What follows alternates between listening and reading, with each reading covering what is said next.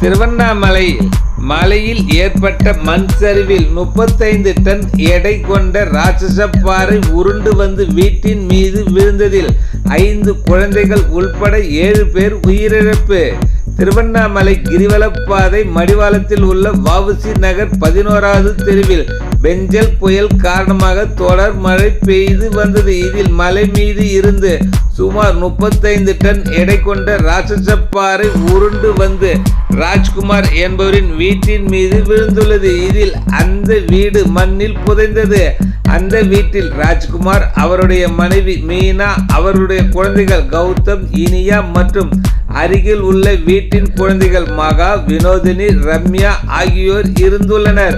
அந்த வீடு மண்ணில் புதைந்ததில் அனைவரும் உயிரிழந்து உள்ளனர். நீண்ட நேர போராட்டத்திற்கு பிறகு பேரிடர் மீட்பு படையினர் உயிரிழந்தவர்களை சடலமாக மீட்டு வருகின்றனர். இந்த சம்பவம் அந்த பகுதியில் பெரும் சோகத்தை ஏற்படுத்தி உள்ளது.